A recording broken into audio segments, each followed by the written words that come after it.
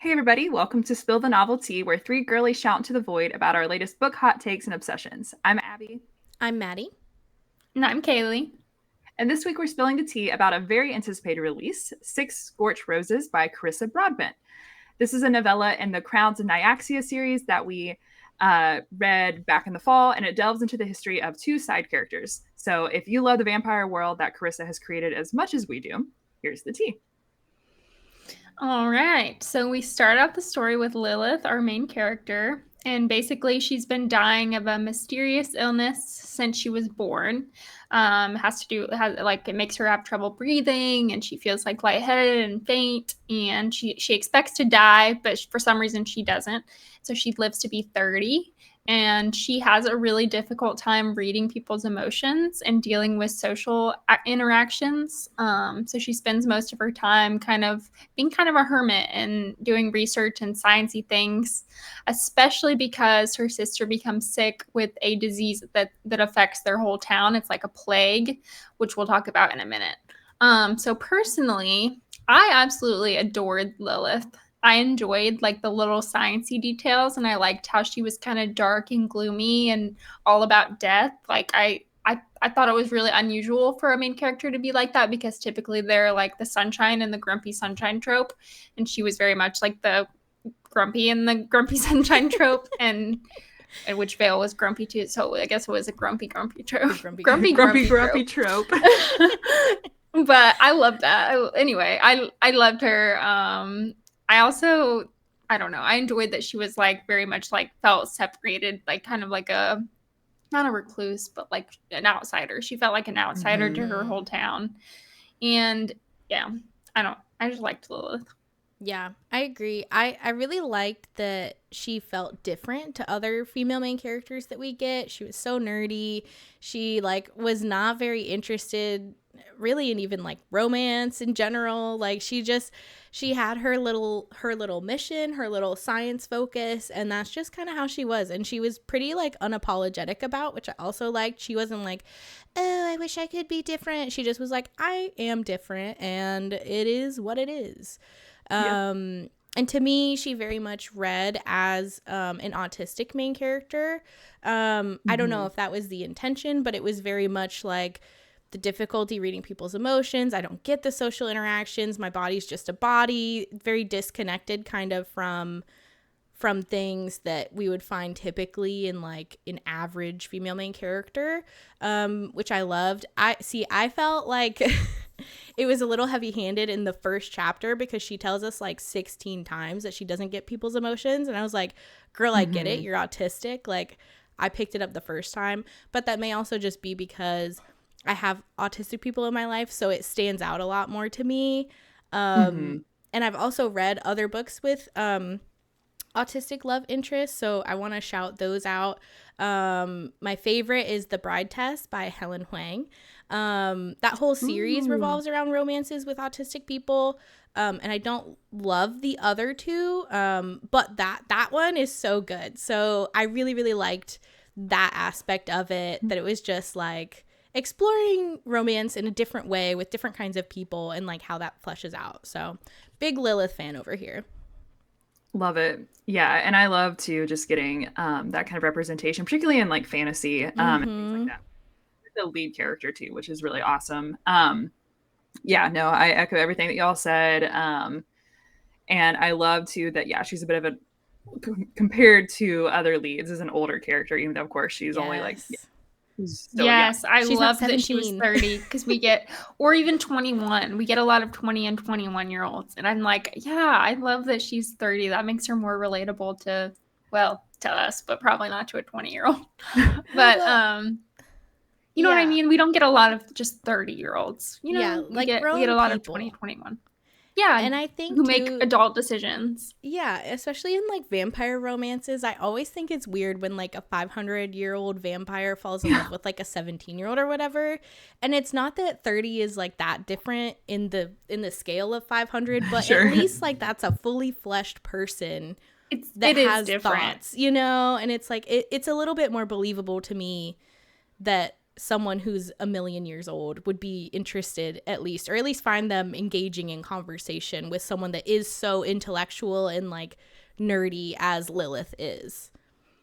Yeah, Yeah. absolutely. And I think especially for like in the world of fantasy, I love that too because you know, whether it's these characters who are going on these really cool quests or just live in this like other reality, it's really exciting and fun to see someone else in that role. And um also when they're like a love interest too, right? Like we don't you still can be hot and cool and deserve like this fun storyline, and you don't have to be 18. Shocking. Like you can be an adult and have this fun thing going on. So yeah, no, absolutely. And I love how dedicated she is to science and to her craft. I just Yeah. very And cool another character. thing I want to point out about Lilith is like we mentioned that she kind of had this mysterious illness since she was born. But so it's like a chronic illness that she's dealing with and that is kind of debilitating. And as a chronic illness girly, like I really appreciate that representation. Like we got it in Fourth Wing, we got it in this little novella, and I like that we're seeing it a little bit more in fantasy, especially. Yeah. Totally. And it doesn't feel like a cop out either. Like it feels like something that really helps flesh out their character, because Lilith, it really does influence how she sees the world and how she handles interactions, and it just comes out so much. And I feel like that's realistic for her because she does think like every day could be her last, essentially. And it kind of adds on to the sense of urgency that she has when she's dealing with the main premise of the book, which is that the characters are facing a plague brought upon them by a god that used to be their patron god. And essentially he got pissed off because they had a bad crop season when Lilith was like 7, and Lilith saw her dad presumably beefing with the god and cursing him and telling him to like go stuff it. The god got pissed off, and so he sent a plague as punishment. And the disease very is dramatic. Like, it's very dramatic. It's giving Greek god type vibes. Very. But the disease like causes your skin to essentially like flake off in like massive amounts and leaves you super lethargic, and you just like almost dissolve or like disintegrate until you perish. There's no cure that they're aware of, no end in sight. And so Lilith, as a science girly, really takes it upon herself to try and find this cure. She knows her days are limited and her sister becomes sick. So it's like a double urgency from both sides, which I just thought was a really interesting motivation for her to have. And it makes every page feel important because she comes home and her sister's getting worse and worse, and you really understand where she's coming from.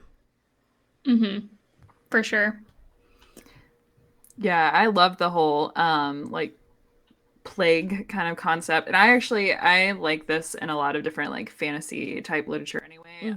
But I especially this idea too that and we find out more about it later, like what actually happened, but Lilith thinking too that her dad has brought this upon them. Like there's that added pressure too of I guess like this sense of responsibility almost, not only to protect her sister and help her sister heal, but just generally like the knowledge that her dad brought this upon them is something that I think like kind of weighs heavy on her. So yeah, I really like this concept. I will say I didn't realize until a little bit later on that the plague illness and then Lilith's chronic illness were like two separate things. So, but that's okay because I kind of realized it later on. But I did really like this concept of the plague and that the god has sent. Yeah, I agree. I was like, damn, this is one disease-ridden area. It is. It's really unfortunate. Here. Good lord. Yeah. I liked the twist too of like the dad actually turns out he like made a deal instead of just like cursing the god. It was the whole deal thing, and I really enjoyed that twist because like I did not see that coming at all. No, I didn't either.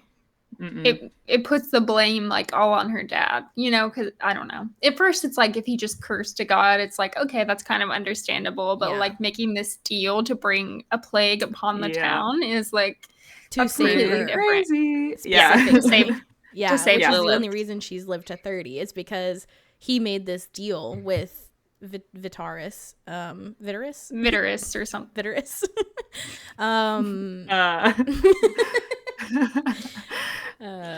Anyways. Is this the part where we give him like a code name? I don't know if like Don't no, ask because me. the one I thought of was even worse. So let me not. Don't ask me. Don't ask me. We'll get Continue. demonetized, and we don't even get monetized. So, Right. Before it even starts. I loved him though because I live for a petty god. We said this about Nyaxia when we read the other two books. I love pettiness. I love when they are just as like offended as anyone else would be, but they have like souped up powers and they can just like affect things. It's very Greek pantheon. And so I really liked getting to see more of the gods in this universe and how some of the other gods operate, because we have Nyaxia in the first two books and it's made very clear that she is like not one of them. Like they don't sit with her, kind of a thing. So it was fun to kind of see another She's peek the vampire goddess. Yeah. It was fun to see another peek into like the other side of things and be like, oh, y'all are all just as petty as she is, low-key. Isn't it such a moral dilemma though? Like when you think about going back to the deal that the dad made, like thinking about it morally, a moral dilemma. It's like, would you save one person, like a member of your family, to potentially kill your entire town, including yourself and your wife, you know? I think his wife died of the plague too, right? I think it said that. I thought she had Lilith's died. No, mom. she died in childbirth, no? Oh, she did She die was, in like, childbirth. not Oh, Yeah. right. Yeah, that was my one kind of gripe with the twist, because I don't know. I don't fully understand how the conversation got there. Like, he goes out, he sees the crops are dead. Damn you, God. God appears. He's like, Lilith, begone back into the house, idiot.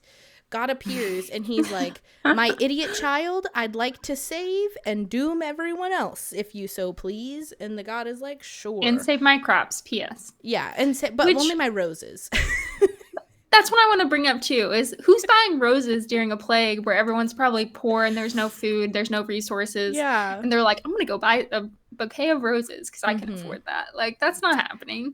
Okay, so this is a question I actually had too, because I wasn't sure if I missed this.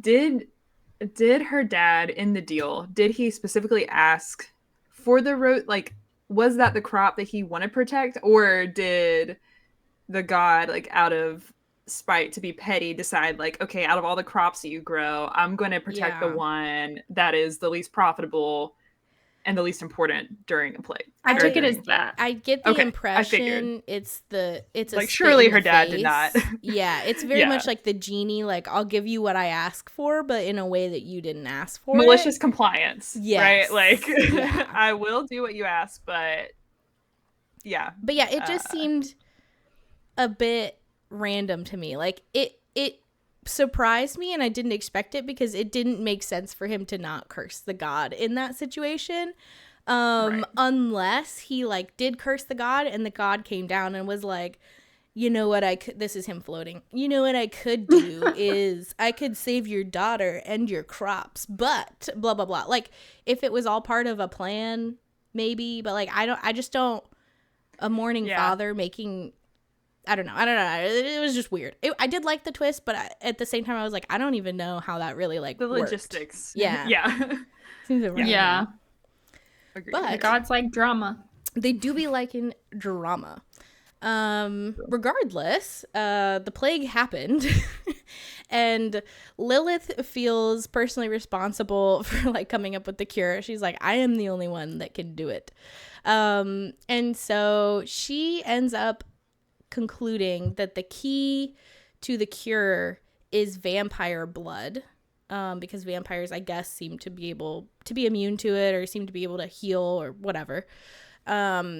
So thankfully, there just so happens to be one random vampire that's like kind of close to town and kind of chill. And so she goes to his house and she makes a deal that she'll bring him a special rose once a month for the next 6 months in exchange for getting some samples of his blood to test on. And that's, of course, our boy Vale. Vale is the vampire. And he's just kind of chilling in this house alone, pouting, really. But he's very broody. He's so broody. He's so broody. And he's also very entertained by the fact that she just like showed up and he's like, you don't think I'm going to eat you? And she's like, if you're gonna, then go ahead, I guess. Like, let's just like, you would have done it all. Right. She's like, okay, well, I'm dying anyway. So yeah, figure it out. Yeah. Yeah. I loved the roses, though. I loved that I didn't know what was special about the roses until the very end, just like Vale. And I liked Vale's character a lot. I know we meet him in the other books, but it's really in like a pretty limited scope. Yeah. So I liked seeing him as like this very dejected, losing war general type of beat where he's got all this cool stuff and this past and like all the remnants of his ambitions, but he literally is just like, I'm sad and I took the L big time and I don't know what to do anymore, so I'm just gonna pout in my big mansion and let everything get dusty, because what's the point? Yeah, with all of his stuff. Yeah. So I freaking loved Vale. Literally from my notes, I copied what I... Thank you. Thank you for that sound effect. We're just gonna move right along. Anyway. So from my notes, I wrote, I like Vale, and that was in the beginning. And then 5 minutes later, I wrote, okay, I love Vale. He's so grumpy. And I was laughing at my notes from that. And I loved his grumpiness. And also, get you a man that will read to you when you're sick, ladies. Oh my God, stop. Yes.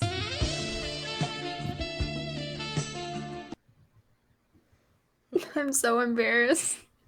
I'm so embarrassed.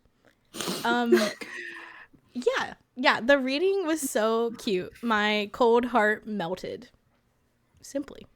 So cute. Yeah, and I do. I love a grump. I just do. They're just the best. I think that they also totally make sense as a couple because of that. Like, he's just this sassy, kind of grumpy guy who's, you know, just a dude, even though he's a vampire, but just a dude. Alone, and just a dude, just a guy.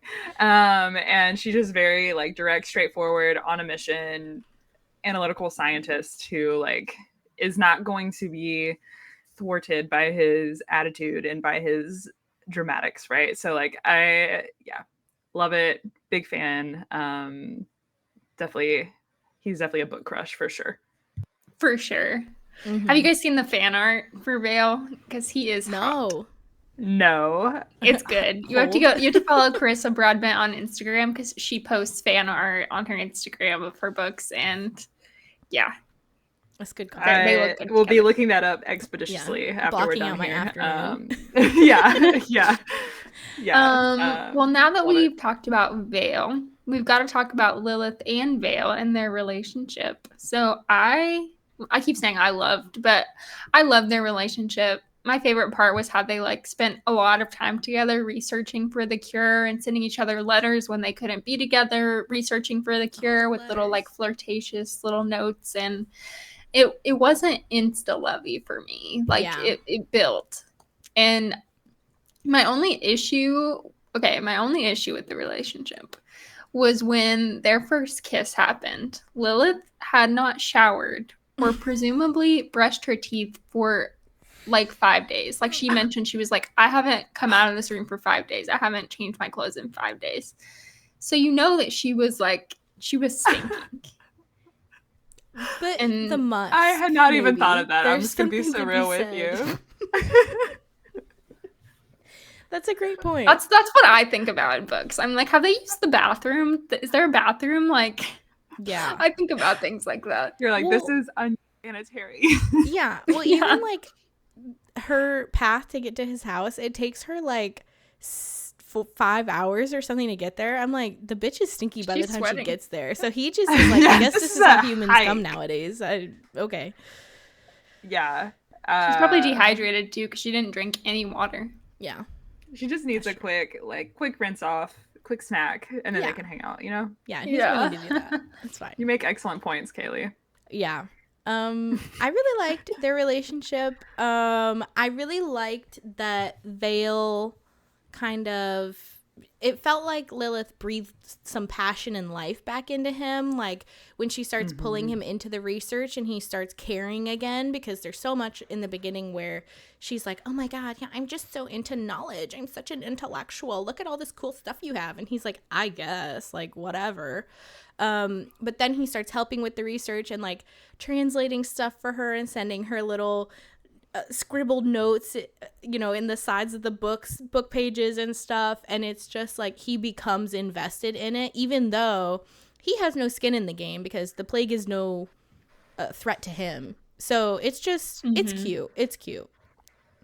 Yeah, no, definitely. And okay, I just had a realization, and you might hate me for this, Maddie, but this does remind me of a fairy tale. Now I'm thinking about it. How dare you? If we think about it, it's giving a little bit of Beauty and the Beast, right? Yeah. Well, it is, right? Yeah. Because the timer is, I guess, the death. Like kind of being in his castle and stuff. Like, but I'm saying this as in it just now hit me, so I don't think it was like an obvious thing. But I'm saying all this to say that I actually, one thing I love about that story is always like how, you know, the Beast gets so invested, like loves seeing her at work and like loves seeing her love for reading and everything too. So anyway, I do love how even though he's like this grumpy character, she starts to kind of break down that wall, and he loves seeing her at work and doing what she loves. So because he knows how purposeful it is, but also just how brilliant she is, right? So yeah, I love their relationship. My one gripe is that I think Vale is slightly too perfect. I don't know that he really, I mean, you could say he, like, his flaw is that he's kind of like lost a luster for life, but like even when he first gets the summons to go meet the dude, what the frick is our guy from the other books? Rain. I kept trying to say Rhysand. Rain. That's not this book.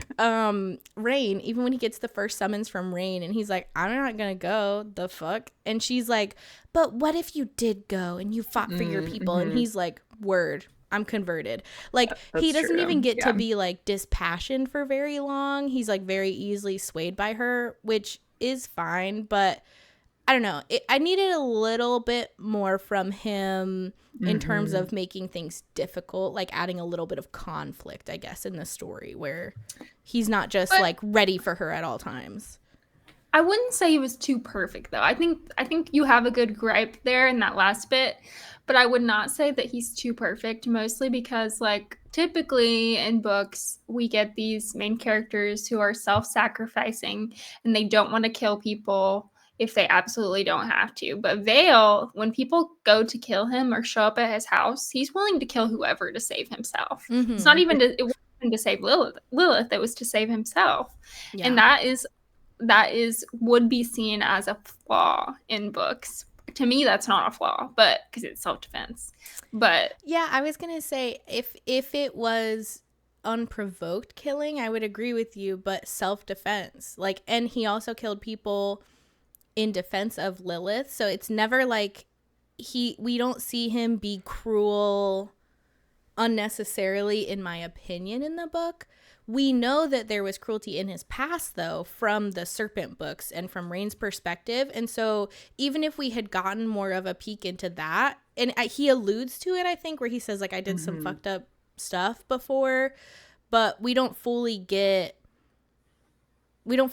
into that in this book, and I think this would have been like the opportunity to do so from Vale's perspective, you know? Because that's a perfect Yeah, example of that's what you're fair. saying, of him being selfish and saying, for me to be safe, I need to go along with what they're doing to these other people, even if I don't think it's right, or if he did think it was right at the time, whatever. But I don't feel like that was probably the direction, but I don't feel like it was fully explored. Yeah. Yeah. No, I agree with that. I can see that. Word. Well, in the end, so Lilith has been visiting Vale and yeah, getting his blood, giving him roses, and ultimately, in the end, she makes a deal with a god that cursed their town to basically undo the deal. So, long story short, when she goes to Vale's, there's basically an attack on his home. He kills a bunch of the gods, I guess, like servants or Acolyte. people, He kills an acolyte. acolytes. Yeah. Yeah, right. Kills an acolyte, and which brings the god then to come down because he's angry. And so Lilith makes this deal to undo her father's deal, which ultimately ends up leading to her death. And then, of course, because of course he does, Vale shows up and turns her into a vampire as she dies. I did like this ending a lot. Is it predictable? Sure. Some of it, like we talked about, the deal was a bit of a surprise, or at least her father's part in that was a bit of a surprise. But her getting turned to a vampire, like, yeah, duh. Something that we kind of chat about, which I thought was funny, is that Carissa has these sort of patterns, and at least in this series, and some of them I really like the kind of breaking up the book into sections that make a lot of sense and align with the particular story. So in this case, the roses versus the trials in book one. Some of these like really beautiful poetic sections that she writes, but another part of that is these endings that are kind of similar, and also having a degree of a resurrection trope. So I did like the ending. It was a bit predictable, but ultimately I still liked it. Yeah. I liked the Yeah, twist. I mean, we all saw it coming. Yeah. Yeah. I liked the fight when they go and challenge the accolades to like save Vale. I thought it was a little, I don't know, there was something about the way it was written with the accolade that was at their house to take care of Lilith's sister, and then he's like seeing Lilith get male magically that is very obviously like vampire magic or whatever, and we kind of get that information all at once, and Lilith is continually saying like, I should have seen the signs. It's like she's reflecting upon it, and I didn't love the way that was written. I kind of wish that it had just been sprinkled throughout the book so that the reader potentially could be like, whoa, like, sister, like he sees the magic letters, rather than kind of having like almost an info dumpy, this is what happened, this is the reveal, and then now the result is those people are going after Vale sort of thing. But I liked the fight. You know, the negotiation with Vitterus I liked, but the whole time I was like, Carissa, do we have to end every book with negotiating with a god? Like, is this a thing, or is this the only way out? Because I liked that we actually negotiated in this one, but at the same time I'm like, does any other story end any other way for these people, or is the only way out ever negotiating with a god? Like, there's nothing else? We can't do anything Yeah, we're else? 3 for 3 books now. Of 3 for 3. Yeah.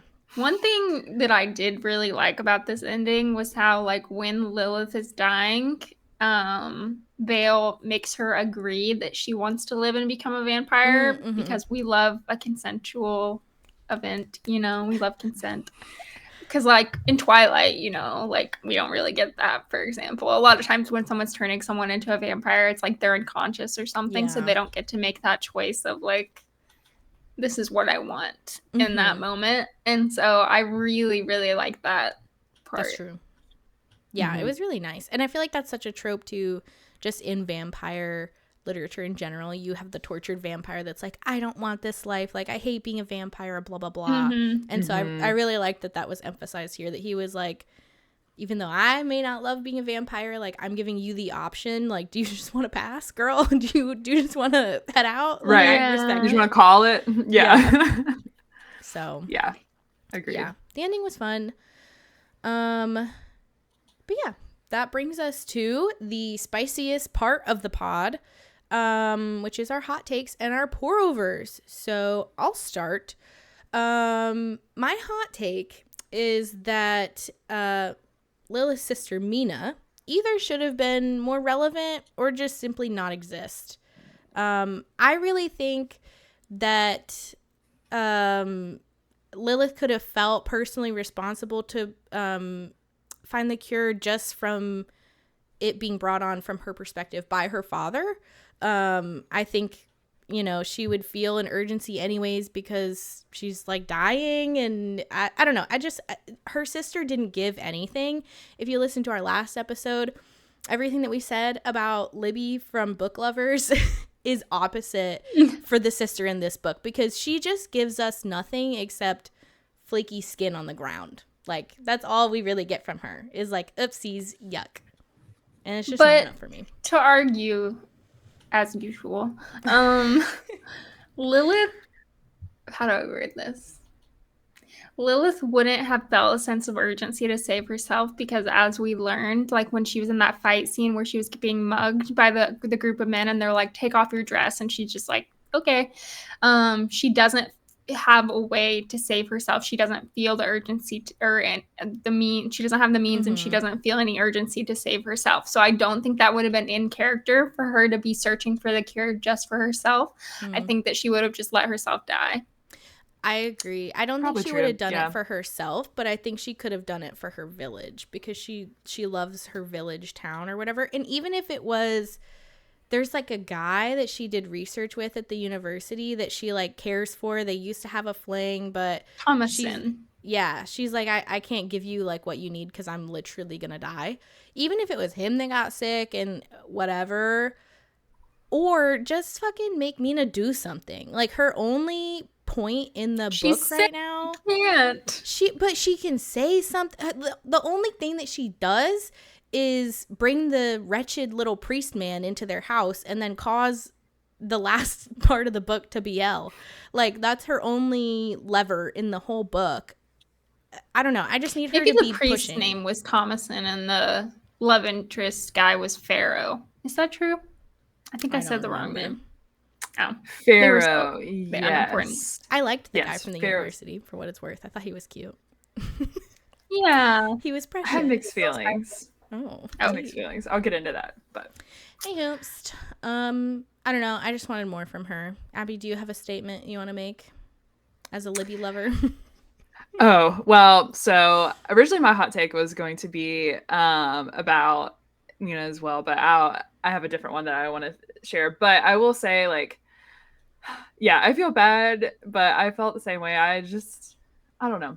Maybe in a full-length novel, this would make more sense to me. And I absolutely get what you're saying, Kaylee, of like, she's sick, so there's not a whole lot she can do. But kind of to your point, Maddie, like, I feel like even through dialogue, something like there are other ways to have her contribute. It's not just through like physical action and things like that, right? So I don't know. But also I just really love Lilith, and so I felt for her and how tirelessly she was working. But yeah.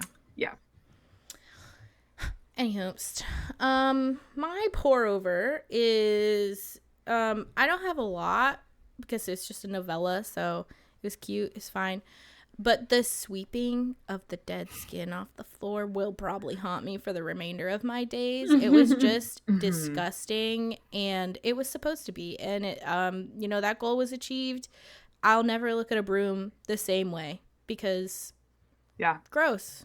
Let me ask, do you guys think it's like if our skin were to shed, do you think which it does slowly, our skin does shed slowly, right? True. Isn't that a thing? True. But, this is true. But anyway, do you guys think it's like snake skin and it just all like falls to the ground, or do you think it's like dust? Normally, it would be dust. So, like, sometimes when you, like, exfoliate really good, or if you haven't exfoliated in a while, you can see the the little flakies, Little or like flakes. if you get a facial, they'll scrape that shit off your face, and they'll post like a Yeah. little. It's disgusting, but it's Dermaplaning. Like, Woo! yeah. But I assume this is more snake skinny because it's like chunks. I think that's what makes it disturbing is like the sheer amount, the volume, the frequency, the consistency, like on a daily, you can see it. Like, girl, this is more than just like, even if you have like dandruff or something, you get it on like a dark jacket, you're already kind of like, oh, but imagine just like seeing it on the floor. It gets scenes, worse, more of it. Like, yeah, the scenes where she's like, I just swept up, and then she has like a really short conversation with Mina, and then she's like, I can see the thin layer of skin already coating the floor. I'm like, oh yeah, that's awful, like wretched. So yeah, but Carissa has cursed me with that for the remainder of my life. I love it though. I think that it was a really cool thing to do, along with the idea of like a drought or like a plague, right? This very like it's barren, it's dry, it's decaying. So I think that image like makes a lot of sense for this illness too, this plague. But yeah, disgusting, but in the best way. So yeah, agreed. Well, my hot take, not really a hot take, it's a warm take, but it's a backhanded compliment. I think this book should have been a whole novel. Not really a hot take, like I said, but I wanted to read a little bit more about their research and all of that time. I wanted to read the letters they were sending to each other. I would have enjoyed a whole novel is all I'm saying, but I also really liked it as a novella. So I could go either way. This is just like a selfish take because I'm like, I wanted to read more of Vale and Lilith because I really, really liked them both. Yeah, no, I agree. I think a lot of my complaints could have been resolved with more pages just to explore them as characters. I liked that it was short and sweet and nice, but at the same time, like you said, I wanted more, but maybe that's like the perfect kind of book. It leaves you wanting a little bit more. Well, even if they were the two characters from the duology, and that would be a way to keep Rain and Araya's story going if it wasn't like Misha, because Misha's going to a whole different place at the end of spoiler at the end of book 2. So we're gonna get a whole new setting, I think. But if we got Lilith and Vale and this was the first book, and then we had another book, that would be a way to keep Rain and Araya's story going too.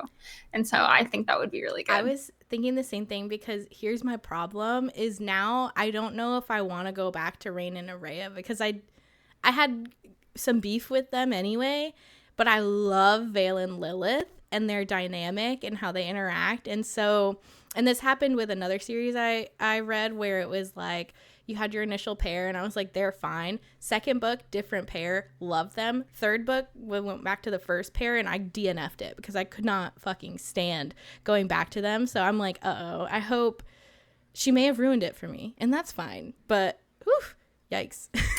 So I actually think I'm very much team novella for this one, but I hear you on like there's certain things I really like the relationship, so of course I would like, I want to read their letters. I would love to delve into this world more, but I think that if anything, I would actually cut like for these threads that weren't fully fleshed. So I'm gonna say it. I don't think the Farrah thing was necessary. I think he, in a full-length novel, sure, maybe he had potential, but I don't know. Like, I think if anything, like, axe that. Like, I think a novella, I care more about seeing them this initial, like, fall in love, and, like, basically, again, I hate to bring up the B&B's thing, but this whole idea of, like, this relationship that kind of grows, like, out of the sort of necessity for one of them. But I don't know. I think it's at a really nice little sweet spot of you get to see how their initial story, and then you're kind of left with questions of like, what happens next? Where do they go from there? And so I kind of like the novella for this one, but also I'm just a sucker for novellas and I wish more people would write good novellas. So that's I'm fair. Just biased. If I'm being honest with myself, I can acknowledge that you're right about Pharaoh, even though I liked him. He didn't I disagree. I think he was necessary because I think we needed to see an example of how Lilith did not have those ordinary romantic relationships in her life. We needed that for her character, and we needed that to see how she fell in love with Vale, and that was like an outlier in her life. I think you can reference it without having him be a full character. Like, I think there's a way to tie in, like, to basically like allude to this other relationship, to allude to this part of her life without having him being an actual character. Because I felt like him also at the end kind of just randomly being like, I don't know, just acknowledging what's happening to her and be like, okay, cool. Like, for if he's meant to be this like best, or this past relationship, this guy that cares for her, who really understands her, and then he just is like, okay, yeah, cool, run off with the vampire, even though he disapproves of it. I don't know.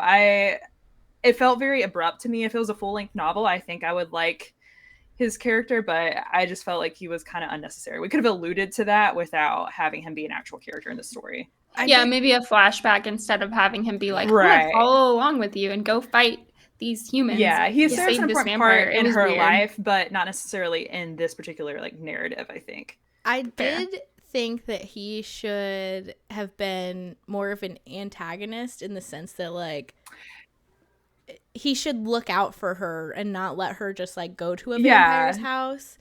But also, Kaylee's throwing me a lifeline here, so I'm back on the Pharaoh train. But also, speaking of Carissa's little repeated structures, we again have this like one past big romance thing that's like still lingering, and I think that would have been even more apparent if it was a flashback, because we had the same thing with Araya. So it probably would have pissed me off if she had done it that way, because I would have been like, we did this already with Araya. Like, we already have this past boyfriend thing, flashback, trauma-esque thing. Like, I don't know. Yeah, but I think the last thing I'll say on Pharaoh is that I don't know. I see what you're saying there, but I think that the original story, that flashback, it is because of the trauma. Like, you're learning her backstory for that reason. But I don't think Pharaoh... I think Pharaoh is meant to be more kind of like her counterpart. So, like, I don't know that they serve the same purpose. Like, Pharaoh in her life definitely serves a different purpose than the dude in the first book. You know what I'm saying? But yeah.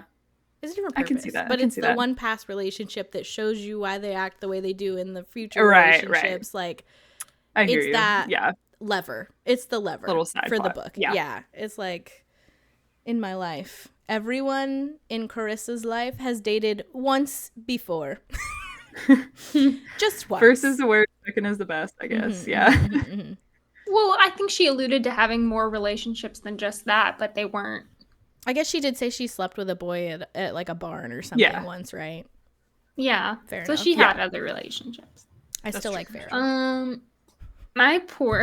My pour over is just like those cute little moments when she was sick and staying at his house. Like, I don't know if you guys remember this, but she had fallen asleep and she woke up in the middle of the night and he had tucked her in bed. And she was like, I don't remember tucking myself. Like, I don't remember doing that. And it's like, oh, he tucked her in. Yeah. Oh my gosh, that's so cute. I love a healing moment. I said the same thing for the second book, the Serpent book, with the healing wings scene. We all know. I love a healing moment. I love a caretaking moment. Oh, I eat it up. So cute. Love it. Well, for my hot take, we went through it. It was about Pharaoh. We won't get back into it again. But if you read it, know what hater. Just being a hater. Abby being a hater? That's so unusual. Yeah. That is unusual. Didn't like Mina. Boom. Didn't like Pharaoh. Boom. No, I did like Pharaoh, just not for this. Anyway, we got into that. So my port over, okay, kind of weird, but I love how much Lilith fangirled. Okay, so this is very specific, but when she first got to see like the vial of like the blood, and she was just like, ooh, it's so cool. I don't know. Just seeing her kind of like in her element as like a scientist too, I thought was really cool. And that we got like specific details about her actual work, or like her testing it on the rats and stuff, I thought was cool. So so I just thought that was like a very weird specific thing. Like the blood is like moving a certain way. I don't know. It was cool. No, I thought that was fun too. I thought Carissa did a good job of writing a sciencey character, but not putting in so much science that it was boring to like I hate science. I don't understand it. Like, it's snooze to me. So it would have been easy to like go overboard with it. The flip side of that is that I acknowledge, like, if I was a scientist and I read this, I would probably be angry the whole time because I'm sure there's, like, stuff that doesn't make sense. But as me, as just a guy, as just a little pal, loved it. I was like, she's such a nerd. Look at her. Look at the blood. She's like, yes. Yeah. Surveying it. And especially because I added to the detail when he was like, you've had all this time, or she said it or he said it, but it's like, you've had all this time to study me, but like his blood, but I haven't had any time to study you. And it was like, that was so cute. It's cute. Yeah. Love it. So my rating was a 5 out of 5. No notes. There was nothing I didn't like about this book. And my favorite part was Vale reading to Lilith, which I already mentioned. So yeah. Yeah, it's a slay. Yeah, I also gave it a 5 of 5. It was just real cute. I had some things I would tweak, but I'm a hater, so like, what do you expect? It was super cute. It was just fun. I had like a great time reading it. I don't know. It was just a little good 2 hours of my life. Enjoyed it. My favorite part was also her reading, or Vale reading to her, and the notes and the transcribing. It was just so cute. It was such like a book nerd kind of. It was food made for us, you know. Yes. It was. And I ate it up. Ate it up. Yeah, another 5 out of 5. No notes. I think this might be like our first, or maybe like Universal second time we've done this. Yeah, I love a good novella. If you have other novella recs, please let us know, because I want more of those in 2024. Favorite part, probably just when they started sending the little letters and stuff to each other. I don't know, just like the little moments. Again, since it's pretty short, I don't necessarily have like a specific section, but yeah, super cute. No notes. Very interesting. Good read. Very cute. Good job, Carissa. Would recommend. Yeah, definitely. I would recommend for 3 5s. Yep, love it. All right. Well, if everyone has said their piece, that is all the tea that we have on Six Scorched Roses.